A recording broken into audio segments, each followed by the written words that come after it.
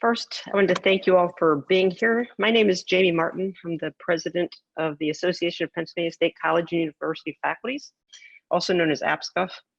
And just before we get started, I just want to give a disclaimer. I just am moving to the Harrisburg area. Our parrot is in the room next door. If you hear some whistling or something like that going on, it's the parrot, not anything weird happening. So again, welcome to the legislative webinar. As we all probably are aware, Pennsylvania ranks near or at the bottom of most measures in terms of funding for higher education. Now I want to say a caveat here. We have some champions of higher education with us this evening, so I want to thank all of you who actually are interested in funding for higher ed. Because of that though, Pennsylvania colleges and universities are some of the most expensive in the nation, and as a result of that, Pennsylvania college graduates have near the top in student debt or student loan debt in the country, an average of about $37,000 owed per student, and the total debt statewide is about $68 billion. So this is clearly an important issue, important for a lot of our students, our college graduates, and I think just the citizens generally in the Commonwealth. So part of what we're going to do today is give a little bit of an overview of a survey that was recently done looking at student debt among Pennsylvania college graduates, and then get some information from some of our legislators and maybe talk about some policy options. But I'm going to turn it over to Sean Crampsie, our government relations director, and a wonderful one at that from APSCUF. Awesome. Thank you so much, Jamie, and thanks everyone for hopping on tonight. We appreciate you joining us for this important discussion. As Jamie mentioned yesterday, we released a survey that was done by Morning Consult, which specifically looked at borrowing in Pennsylvania. Some really eye-opening details and results came back through that. Some of the biggest ones for us were 40% of the respondents within that survey in Pennsylvania said that they've seen a decrease in their household income since COVID-19. So that's a large chunk of borrowers within Pennsylvania due to COVID-19 who have less income to go towards those student loan payments if they have them now or when they have to pay them again in the fall. 60% of borrowers in Pennsylvania who were surveyed said that they can just meet their monthly expenses and that they would have trouble meeting their monthly expenses if something were to happen or an emergency were to happen. Obviously, we're living with COVID right now, so that you can imagine if a health emergency or if another financial emergency were to arise, we're going to see a lot of students who are going to be in even bigger trouble with their student debt. That number actually rose when we talked to borrowers of color. That was about 75%. So all of the issues that we talked to are obviously critically impacting borrowers, but at an even higher level, negatively impacting borrowers of color. 35% of those borrowers who were surveyed said they were unaware if the CARES Act impacted their student loans. For many on this call, we know when the CARES Act passed, it froze interest rates and delayed payments until the end of September of 2020. But that 35% number is very high in our state of students who are unaware if they had to keep making payments or if they were granted that relief. And we do have a cliff coming up at the end of September at the federal level, and then also with the extension that we saw through FIA, we have a scenario where borrowers, there's a scenario where they will have to start making payments again in October. So that survey is going to be on our website later this week. We're happy that we got to partner with the Center for Responsible Lending and Morning Consult. They did a lot of great work. And we thought tonight would be a good opportunity to talk to what I will call some of our student debt champions in Pennsylvania. We have Treasurer Joe Torsella, Senator Vincent Hughes, and Representative Jennifer O'Mara. So I'm going to stop talking and let them do most of the talking. And then after they're finished with their comments, we'll go into some Q&A. So we'll start with Treasurer Torsella. Again, thank you for being a champion in this state on this issue, and we're happy to hear from you. Thank you, Sean, and hello and welcome to everyone on the call. And I have to say I've done a couple hundred Zooms in the last 4 months. I just want to say for the record, this is the first I've ever done with a parrot. I'm kind of excited about that. But a special thanks to Dr. Martin, Sean, and the whole team at APSCUF for inviting me to be with you and for putting this together and for bringing to light the important new research that you're talking about this evening. And Sean, to you in particular, as a proud Bloomsburg alum, you'll be glad to know that my mother taught at Bloom for many years, where she was also a proud APSCUF member. So happy to be here on a number of counts and also making her happy, which is never a bad idea. A thanks to my friends and my colleagues, Senator Hughes and Representative O'Mara. Senator Hughes was one of the 4 original co-sponsors of a piece of landmark legislation that I'm going to talk about in a bit, and a partner on many things. Representative O'Mara has introduced a piece of legislation that I hope we'll talk about that I'm glad to support, and that I hope will become a landmark law here in Pennsylvania, but I think that's one of the subjects for tonight's discussion. And as treasurer, I'm charged with 2 things that are relevant. One is overseeing Pennsylvania's finances, which we need to acknowledge are simply a reflection of Pennsylvanians' finances and how those flow through to the state's books. And number 2 was safeguarding the college savings of hundreds of thousands of Pennsylvanians, which frankly, I like to think of as more in terms of dreams rather than dollars, because they're that profoundly important. And from that vantage point, I want to make 4 points for everyone on the call here tonight. And the first of those is that COVID has highlighted with unusual clarity what we have known for a very long time and what we hear again in today's polling data, and that is that Pennsylvania borrowers are struggling. This issue is important nationally, but it's particularly important here in Pennsylvania, which has been hit harder than most states. Student loan debt has tripled since the Great Recession, and it's fallen particularly heavy here in Pennsylvania, where we are well outside of the national medians. There are countless studies, as Dr. Martin suggested, that suggest that Pennsylvania graduates carry some of the heaviest student debt loads in the nation on their backs. And we're starting to get a feel for just how heavy that burden will be in the context of COVID-19. Now, of all the things that we all want to be known for as a Commonwealth, all the things we want to plant in the ground for the generations that are coming, all the dreams that we want to have for our kids, this should not be one of them. I love bragging about how Pennsylvania is #1 when we can do it. But for the areas where we want to do that boasting, student debt should emphatically be off that list. Second broad point I want to make is this issue was always about equity and fairness and opportunity. But what's become really clear through the last 4 months of this pandemic is this is now an urgent issue of economic recovery. And not just for borrowers, but for all of us as Pennsylvanians. It's whether we have the will and the vision and the creativity to help Pennsylvanians climb out of this recession, avoid it turning into a depression, and climb to solid and safer and better higher ground. All the problems that have existed for decades have been compounded by the economic conditions caused by COVID-19, which in many ways is worse than the Great Recession.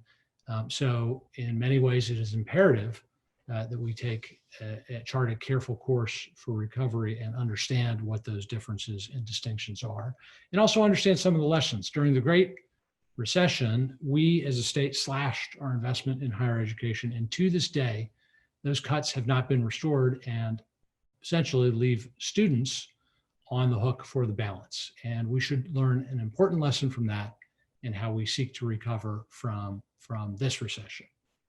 Nationally, unemployment has skyrocketed up to depression levels, but that hardship has not been evenly distributed at all.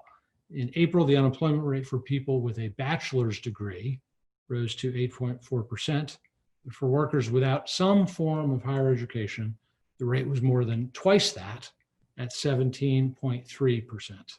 So if we want to have any chance at a lasting recovery, we need to invest in access to the higher education that Pennsylvanians need to weather storms like this. And that's just not, as I said, in the interest of Pennsylvania borrowers.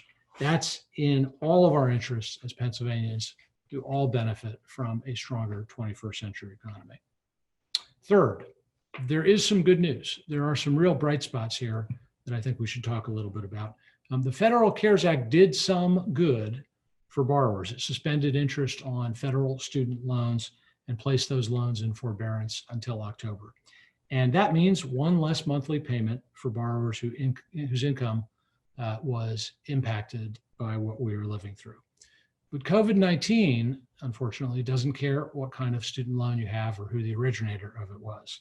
There is no reason that private loan borrowers shouldn't have the same relief. It was just a matter of finding the will and the innovation to do it, which is why I, here in Pennsylvania, working with the FIA board and legislative champions like the two we have on the call, found a way to extend this same relief to FIA-owned private student loan borrowers. And it is the single most favorable state student private debt loan relief package in the country, and it will protect borrowers from delinquencies and defaults. Today's polling, as we heard, shows that Pennsylvania borrowers are managing their expenses in ways that are not good for them or for us, by dipping into savings, by tapping credit cards, or simply by falling farther behind on bills. And it also shows, and again, this is consistent with a lot of what we're seeing through COVID, it shows this impact, this disproportionately affects borrowers of color. So proactively delaying these payments with no penalties on borrowers was and is a common sense solution to these very immediate and very urgent needs.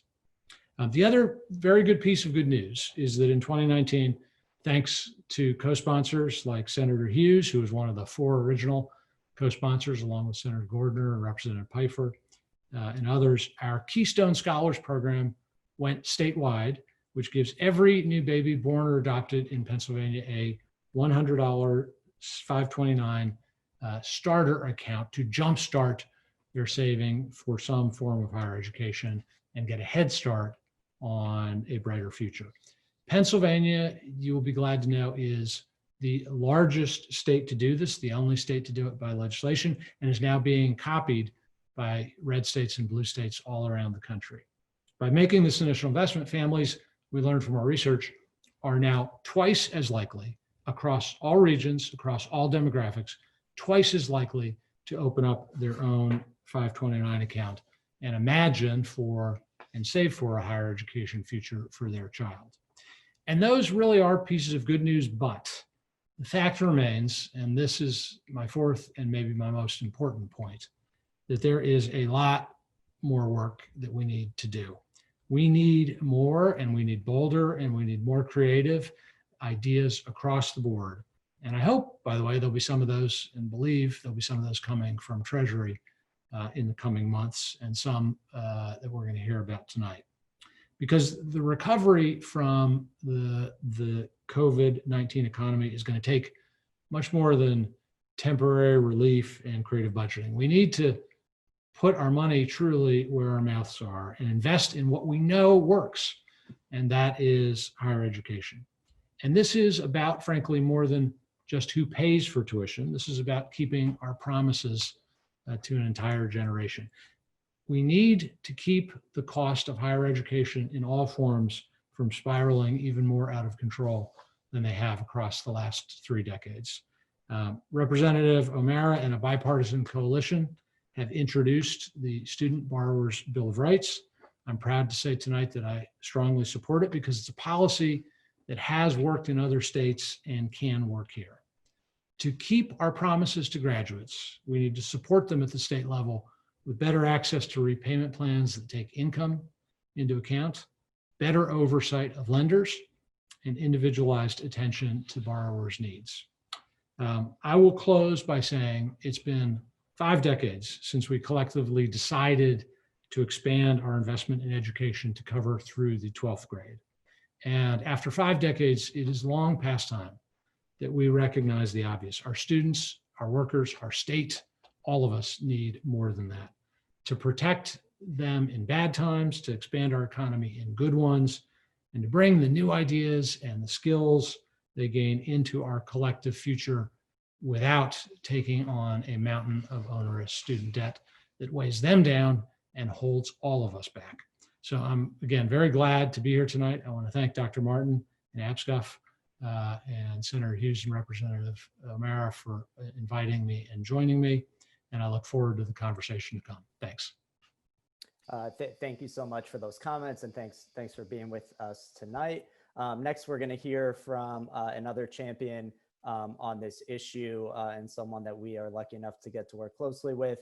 And I know he has another commitment, so we're going to get to him next. But Senator Vincent Hughes, thank you for joining us. What's up, Sean? How you doing, sir? Hi, Sean. Say hello. Hey, Senator. Sorry, I lost the mute button. Senator, thanks for being on. You know, we've been on so many, all of us, and I look at all the faces on the Zoom. We've been on so many of these things. At some point, we got to have a little bit of levity there, you know. I think maybe we do need to have the parrot come on and say a few words to help us, Jamie. That might just ease the moment. Look, it's good to be on with the treasurer. It's good to be on with my friends here who work together on this series of issues over the years. It's good to be on with Representative O'Mara, the treasurer. Rep. O'Mara and I have stood together on this issue and several others pretty closely. And working with the treasurer has been a really great pleasure to get some things done. We've got the PA promise. It's Senate Bill 111. It talks about something that I'll hold off on a little bit, on this notion that I'll hold off a little bit, because I really think that the core of my comments really need to be about the attitude that we need to take as we go forward in everything that we're dealing with. COVID-19, coronavirus, whatever you want to call it, really I think has created, not just the devastation that is caused, but really has created an opportunity, a reset opportunity on how we need to look at life and how we need to look at public policy. COVID-19 has exposed so many fault lines across the board in every aspect of our reality, okay? It's exposed the food insecurities. It's exposed the basic education problems. It has exposed the problems in our business sector, in our corporate sector. It has exposed, in many respects, it has revealed in many respects the levels of poverty that exist all across all communities and in Pennsylvania, in all counties. There's not been any county, any community that COVID-19 has not touched, and then it's not revealed serious problems in across the board. And what I want folks, in the higher education space, and the treasurer, who we worked with on some things that he's outlined, has talked about incremental progress. But I need us to really think about how we change our mindset about dealing with this thing. If you take a statistic that, in fact, the chancellor provided, Sean, at a hearing, it was pre-COVID, so at least a good 8 months ago. We talked about the fact that in 2020, 60% of the jobs in Pennsylvania are going to require some level of certificate or some level of degree, okay? A certificate of proficiency, a 4-year, 6-year degree, an advanced degree of some fashion, 60% of the jobs. But only, I believe, 43% of the people of the Commonwealth of Pennsylvania have some level of certificate, have some level of degree. And in fact, more jobs are going to be created. They're going to require more levels of certificate. And unfortunately, the resources to empower our constituents, your friends, our students, whether it be young students or old students, the resources to empower and to provide trained individuals with certificate or degree, they're going down. So we got this huge and increased break, this gulf that is not coming together. It in fact is increasing. It's getting wider. And let's be real clear. One of the things that is happening is that COVID has probably said in a very clear message to our friends in the corporate sector that you know what, machines, they don't get the virus, right? Machines don't get COVID. Machines don't have to get tested with the swab going halfway up your nose to your brain, right? Okay, they don't need that. We don't have to worry about machines getting sick. So if we can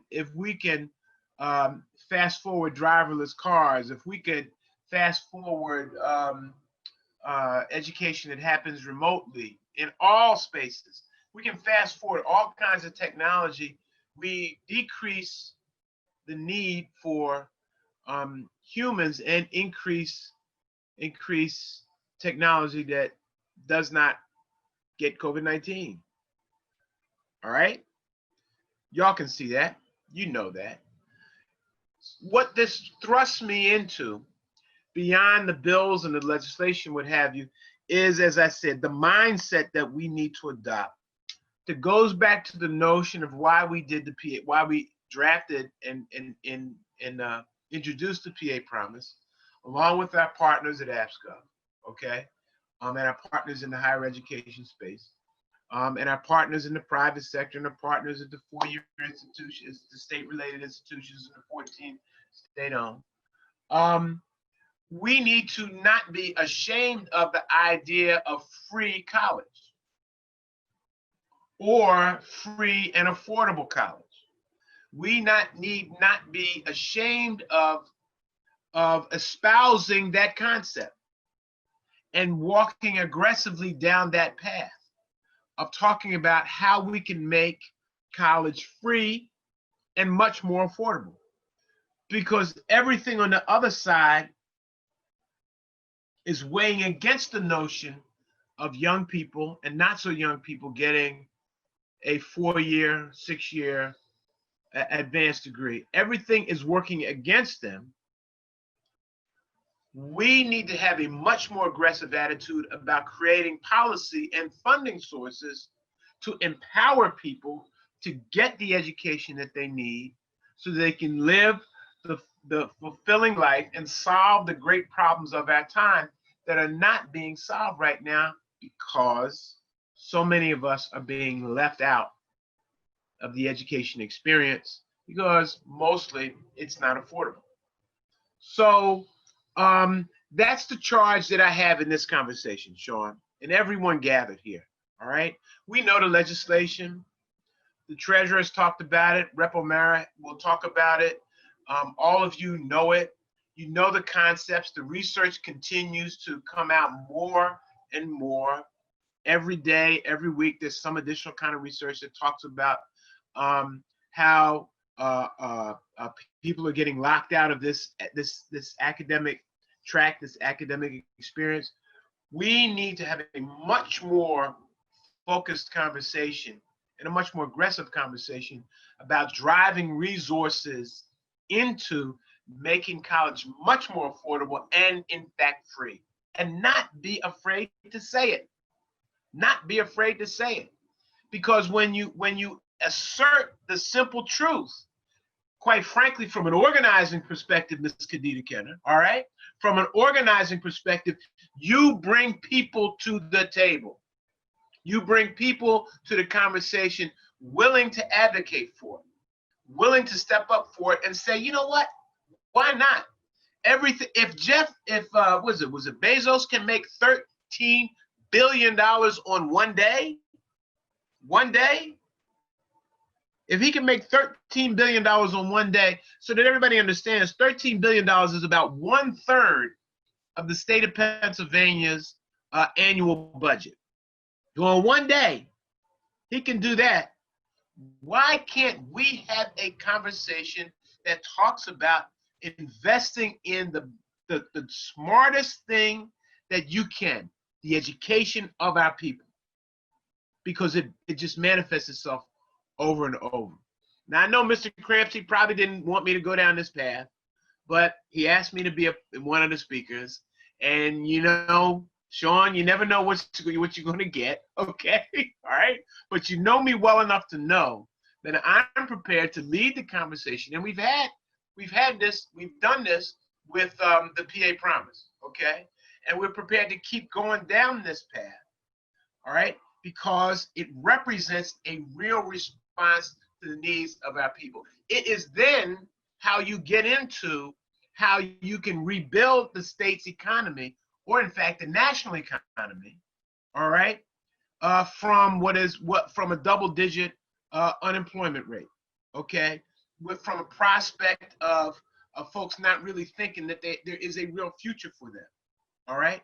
Invest in what we know makes sense. Don't shy away from it. Run towards it. Run towards the notion of free and affordable college. Embrace it.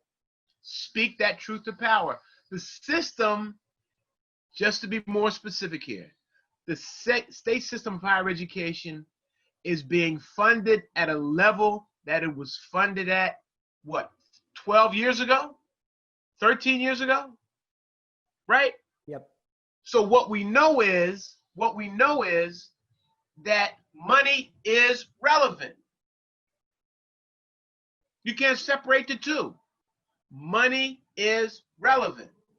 So it's more money to provide increased funding for students so they can attend state system universities or state related, or in fact, even at privates, then that's fine, okay? Let's invest in that sector, but let's start with the notion. As an organizer, and I keep going to Khadija here because her face is right underneath mine in this thing here. I'm sorry, Khadija, I keep calling you out, but you know. But we gotta assert the simple truth. The simple truth is that folks are being locked out systematically, and money is relevant. And if we need a brighter society, investing in education is fundamental.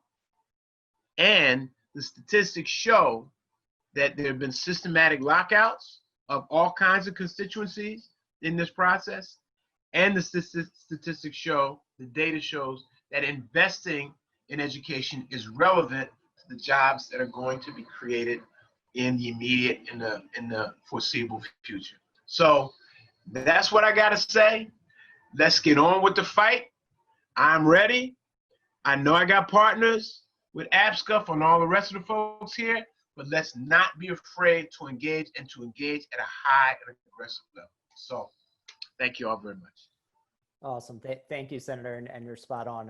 The question actually came up last night or yesterday when we released the survey, because affordable higher ed is leading to this issue that we're facing, right? If we don't have affordable higher ed, the debt just keeps continuing to grow. So it's kind of, we need to stop the bleeding at the funding level, fund at the appropriate levels, and then that will help us in the future when we talk about dealing with debt. So we definitely appreciate your support and your comments. Thank you. Thank you very much. And then next we'll have another strong advocate on these issues and a state system alum from Westchester University. We have Representative Jennifer O'Mara. Thank you, Sean, and thank you everyone for being on here tonight. It's always great to hear from Treasurer Torsella and Senator Hughes, and it's great to see people. I miss people. So I wanted to just, you know, I don't want to beat a dead horse. A lot of things I was going to talk about have already been talked about. So instead, I'll just sort of explain how I became the face of student debt in the Pennsylvania House. I know, unfortunately, Senator Hughes has that hat to wear in the Senate.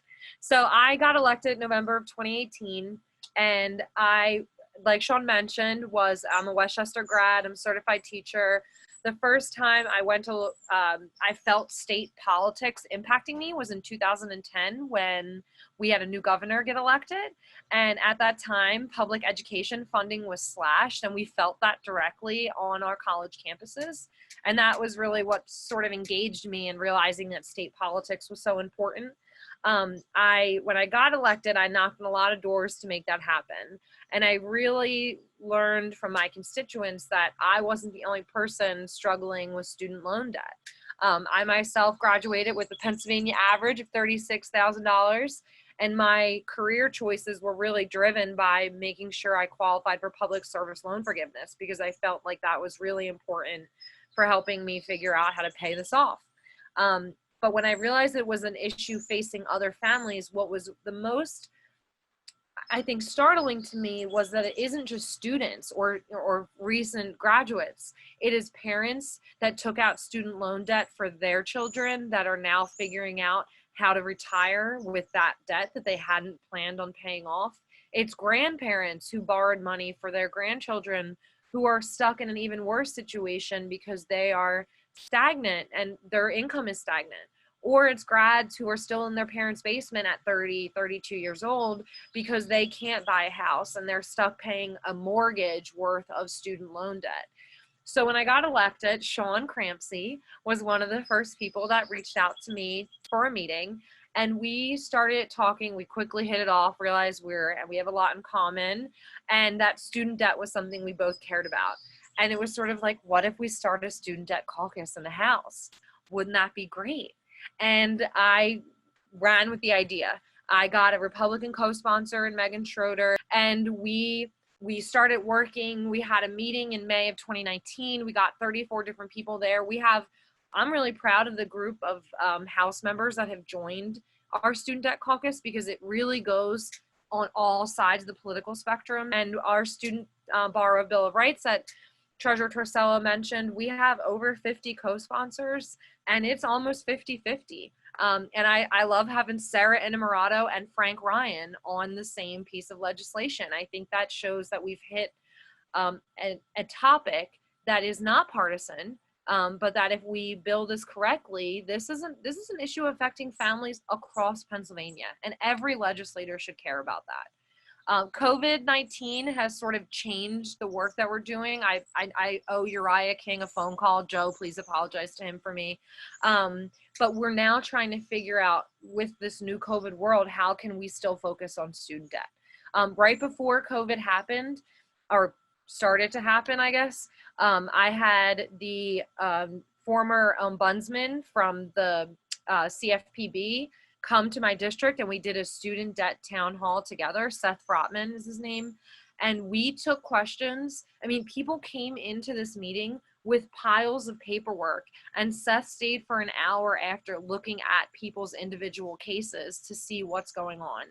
And so what I realized in my work as in student debt, and just being a person that's really talkative and talks to everyone about their student debt, is that this is something that we need to change.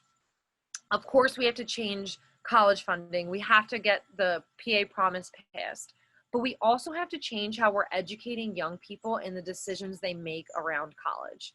And I think it needs to start even earlier than juniors in high school. We need to start in middle school, talking to students about financing and financing decisions. We had the governor come to my district in last summer or last fall, I don't remember when. He did a roundtable with Springfield High School students and families, and some of them talked about stressing out about college financing as young as 6th grade. And I can say I started stressing out about college financing in 8th grade when my dad died, and I knew that as a first-generation college student, this was going to be really hard for me to do. So I think we need to change the way we're educating. We need to push students into the state system, right? We need to make sure we sell the state system as the best decision, or community college. They're great places to start and end up going to the state system, and it saves students thousands of dollars. But a lot of what I hear from high school students and their families is they're making emotional decisions for college. They're not looking at what is my major going to be? What is my starting salary going to be? And what monthly payments can I actually afford if I take out this amount of debt?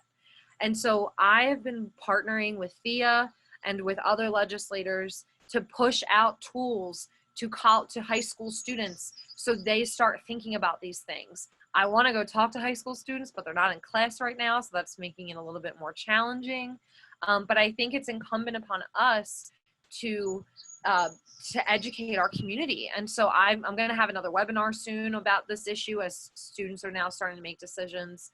And I've also been networking with other legislators from other states that have had success passing some of the bills that we have passed.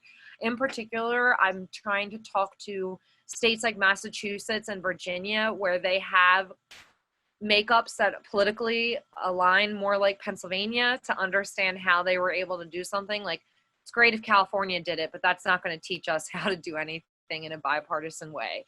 So I've been spending some time this summer in my free time talking with other legislators.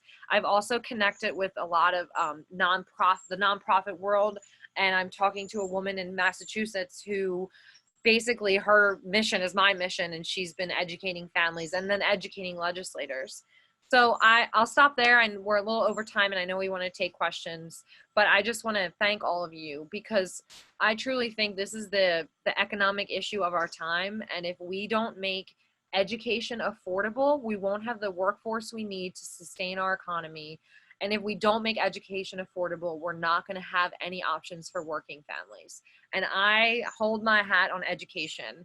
I would not be in the Pennsylvania State Legislature today without the education that I received at my public high school, at Westchester University, and working my way through grad school at Penn. Education gave me every opportunity that I have today, and I know it's my job to make sure that part of the American dream stays in place for working families. So thank you all, and we are happy to take questions. Sorry, Sean.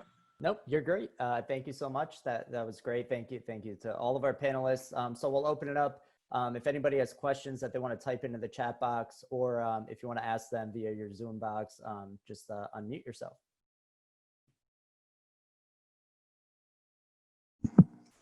I have a question. Kadita, go for it. Sure. Listening to Senator Hughes speak about by 2020, 60% of all these jobs requiring some kind of certificate, some kind of elevated education. And I'm thinking about the incarcerated who will be returning citizens soon, who are unable to benefit from a lot of these programs. And with the fact that we'll be releasing more folks and hopefully not incarcerating at the level we've been, we'll have some of these folks returning home. Looking at the survey the survey results from yesterday, Sean, the thing that pulled the least was allowing for incarcerated folks to, to take a part in the educational system and the benefits that could be offered to them. When they get out of jail, they will not have a certificate. They will be part of the unemployable. What are the thoughts on how we can bring these folks who are locked out of this system into that? And this also includes the undocumented living and residing here in the state as well.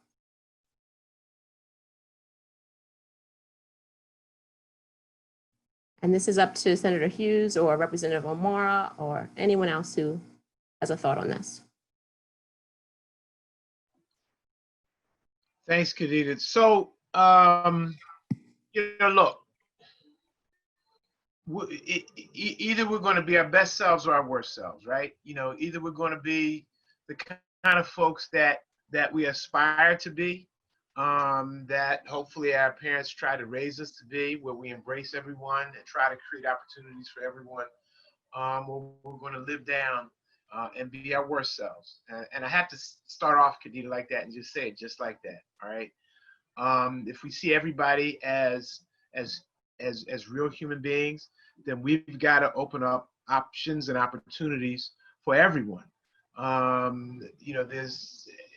Look, I mean, what brilliance are we missing? Or rather, look at the brilliance that we're missing when we lock folks out. Okay, when we create a society that only responds and provides opportunities for those that have, we're leaving a whole bunch of folks out. Okay, who've got some brilliance stored up here but can't get it unlocked. Okay, they could be women. They could be low-income individuals. invariably they wind up being Black and brown, and of course, folks who are, if you will, returning citizens. So it really starts, I think, from a moral question, and then of course there's the economics that go along with it also. It is best that we give everybody a chance. It is best that we give everybody an opportunity. But we have to create the mindset, advocates like Jen, advocates like myself, advocates like the treasurer, and all of you who are in this conversation, create the public mindset that we can be better, and it is in everybody's best interest that everybody be educated no matter what their circumstances, all right? There's tons of resources, tons of data. Probably all the professors who are members of APSCUF have probably fully documented all of this as I think about it. So, you know, it's being brave enough, Khadija, and bold enough to say, yes, everybody matters. I don't care what your circumstance is. All right, everybody matters, and everybody should have an opportunity, and everybody deserves an investment. That's why. Can I just add to that? I agree with everything the senator said. I think it's a hugely important question, and one that I don't think we have good enough answers to yet. I think it deserves to be a special focus. I hope and believe, and we've taken some steps that we are at a long overdue kind of inflection point and reckoning point with how we think about criminal justice issues more broadly. But as part of that, I think the question you raised is a really important one. As Senator said more eloquently than me, you know, what successful society leaves behind such a large portion of its talent and can expect to continue to be successful.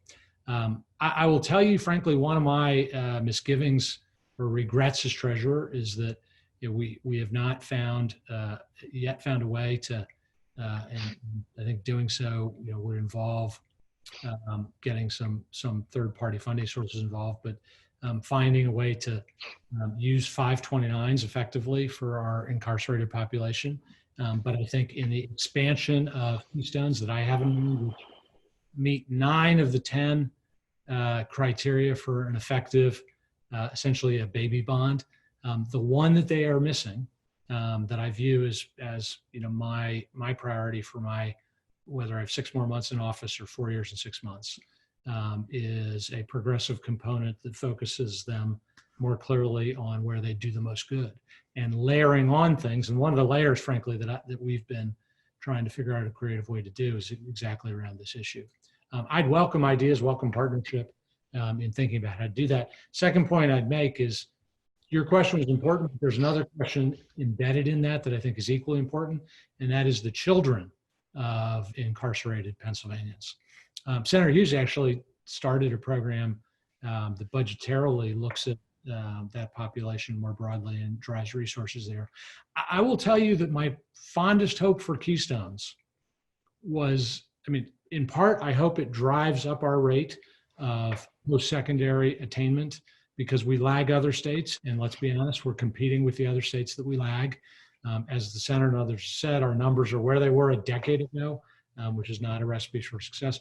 I hope it changes some of that and has broad economic impact. But my fondest hope is that it expresses something about who we are as a community and who we want to be. The model for me of Keystones was, and I agree with Representative Merritt, higher education was my ticket to my life. The way I got that ticket was, I tell the story often, I had dozens of aunts and uncles who, for every birthday, every first communion, every milestone, would give me a $25 savings bond and say, Joey, this is for your education. And when I was 10, I thought that was the world's worst possible gift. But more than the $25, it was a message about a community who had expectations and hopes for me and who were there for me. And what we're trying to recreate in some ways with Keystone is to send that message to every Pennsylvanian. We have to find a way to send it more powerfully in cases like children of the incarcerated who are grappling with so many disadvantages to begin with. We have to have a special focus on that. So I think it's a really important question. I think the senator's right. We need to be our better selves. But I also think we need some creative policy ideas that we can implement, and the door is open to hearing what those are. Great question. Thank you. Thank you all for that. I mean, because my thought on that is, these folks will come out and then there's the risk of recidivism, right? So if they can't get the job, they're going to go back. So, and they can't get the job if you need a certificate for most of these jobs. So thank you all.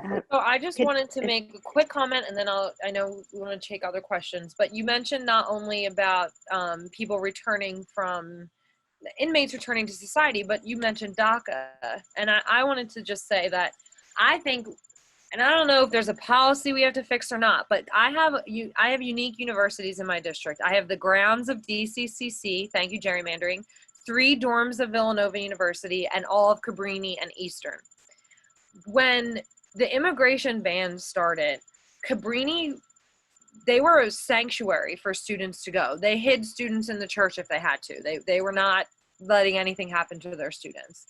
And I've met with their students. There's an immigration group of students that I've met with, and they want to get licenses for everyone. That's their big legislative push.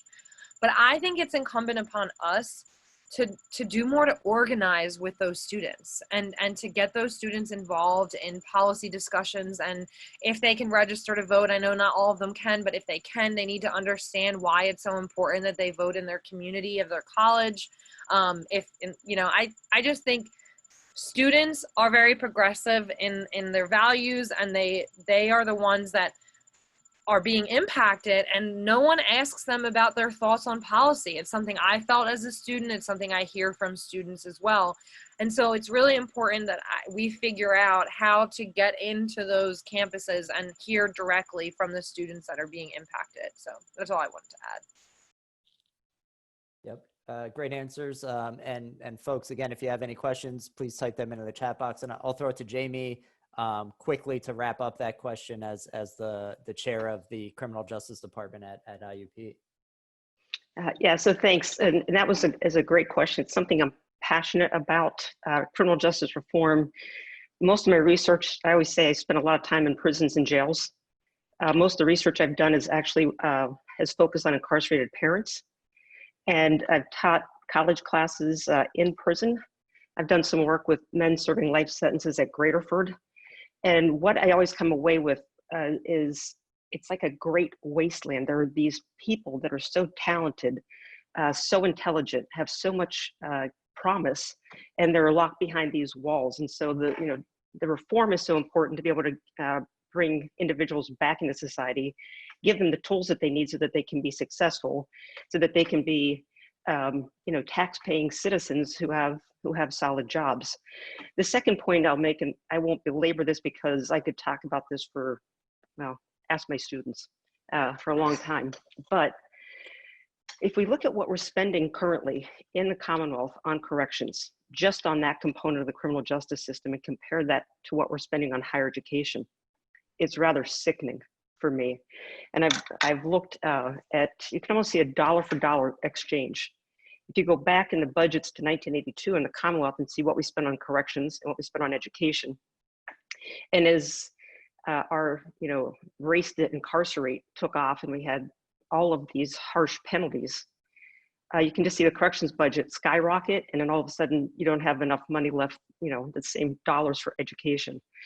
And if you just think about what it costs to incarcerate one person in Pennsylvania for a year, which is probably around $40,000 or $42,000, and compare that to what we're actually spending for students in higher education, it just seems like we're missing an opportunity. And certainly those individuals deserve an opportunity once they've served their time and are returned to our communities. And I'll stop there because I know there are probably other questions, but thanks. All right, so any other questions? And I'll just finally on Khadita's question, you mentioned the poll, which that was the aid to incarcerated individuals being under 50%, but I think, there could be some silver lining. A third of Republicans supported it and 50% of independents. So I think the more we talk about it and hopefully the more we press on that issue, hopefully, in the future, if we can partner again with Morning Consult, we can see those numbers go up. So any other questions? We're making good time. We probably have time for one or two more if folks have anything else. Sean, this is Gary from Edinburgh University. I have just a quick question. Yesterday, we discussed the $20,000 forgiveness for student loans for Pennsylvania students. I wasn't sure if it's already a program in place or it's something that we're trying to get to. And secondly, I coach soccer, so we recruit against New York State. And some of them have been promised that if they stay in the state, afterwards their loans are forgiven. Is that something that we're looking for, or is that, did I get that information incorrect? Thanks for that, Gary. So those are great questions. The 20,000 loan forgiveness, that was polled in the morning consult polling. There's not currently a policy item on the table in Pennsylvania. I think that one is more geared toward trying to see if the federal government would consider that. Obviously, that would help our borrowers in Pennsylvania. But for some of these issues, they get a bit tricky where we basically need federal action as opposed to statewide action. So that's on that one. And then, Treasurer Torsella or Rep. O'Mara, if you want to hop in, but on the residency requirement for forgiveness, there's not a proposal currently that I'm aware of in Pennsylvania. Are you aware of the New York plan that they have there? Yes. Sure. Just broadly, and I'll underscore what Senator Hughes said, which is we need to think bigger. There are a variety of flavors out there of states that have thought bigger and are thinking bigger. Those states, by the way, going to Representative Mara's point, they're not all just California. There are states that are innovating in thinking more broadly around higher ed that are politically very different terrain than California and even different than Pennsylvania. I think the view that I've heard most from people who know the most about what they're talking about is that those post residency requirements don't really work.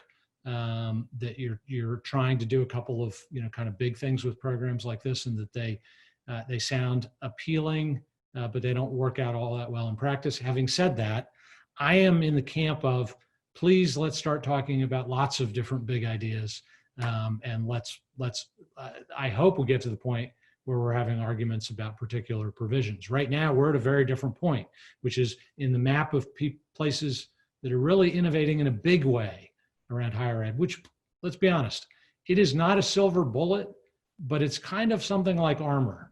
It is not a guarantee of succeeding in this economy, but it's not something you should go outside without. And by higher ed, I mean something, post-secondary after high school. It's sort of the, it is the entry ticket to competing in this economy. It is not the magic bullet, but if we don't start thinking more broadly and creatively, and find ourselves trapped in a model of this that grew out of times a generation or two ago, we're doomed to fall further behind. But my own view on that particular provision would be inclined to be a skeptical one. But going to what you said, Sean, we talked a lot about the state and what can happen at the state level. Let's not forget we need to come together to be loud advocates at the federal level, precisely around issues like the $20,000 forgiveness, which looks very different, I think, than it did pre what we're living through, and the steps that have already been taken. And that's a great point. And the nice thing about a call like this, we have some federal experts with us from the Center for Responsible Lending. So Whitney, I didn't know if you wanted to jump in to Gary's question on that 20,000 and maybe give him an update. Sure. Hi, I'm Whitney Barclay-Denny with the Center for Responsible Lending. We partnered with Sean and APSCUF on this poll, and have also been doing work around student debt cancellation for a while. And so I wanted to just really make clear how important 20,000 in debt cancellation could be for people. Last year, we did some pretty involved research around what just $10,000 in student loan cancellation would look like. And it would basically completely wipe out student for folks who lowest quintiles of income. So oftentimes we think of student loan debt as everybody having this $36,000 number, right, or more. But actually, a lot of the most troublesome student loan debt is in smaller dollars and smaller numbers. $5,000, $6,000 that you got, but you never finished school, or you went to a for-profit college, and so that $10,000 or $20,000 help get people. The Democrats did propose it, an elimination by $10,000 or forgiveness by $10,000 of student loan debt in their HEROES Act that the House passed. The Senate has not taken that up. So we're not super hopeful that we're going to get that in the next CARES Act package from the Senate. But, I think that what Treasurer Torsella said is right, that we now have the momentum. We've kind of moved the narrative around student loan debt cancellation. And I think that depending on what happens in November, there's a very real possibility, if there's enough of a push, particularly from the state level, that it could happen. Great. Thank you for that. Thank you very much. All right, so we have time for one more question, if anyone else has anything. All right, not seeing or hearing anything. Treasurer Torsella, thank you so much. We appreciate all the work that you've done and for you spending time with us this evening. And we look forward to continue working with you and your amazing staff on ways we can address this issue. And then also Representative O'Mara, thank you again.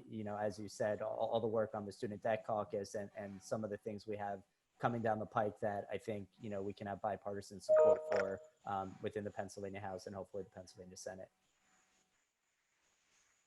Yeah, thank you all. I was sorry I stepped away. I was trying to kill a spotted lanternfly. I missed it, unfortunately. But I really appreciate this. And Treasurer Torsella, please tell Uriah I know I owe him a phone call, and I will get to him as soon as possible. I've already texted him. Okay, good. Thank you. Great to be with you. And let's move ahead to success on your legislation. Yeah. Sean, Dr. Martin, thanks again. Good conversation, everyone who joined. Let's keep going and let's get some victories. Great. Thank you Great. all. Thank you all. Thank Have a you. great night. Thanks, Sean.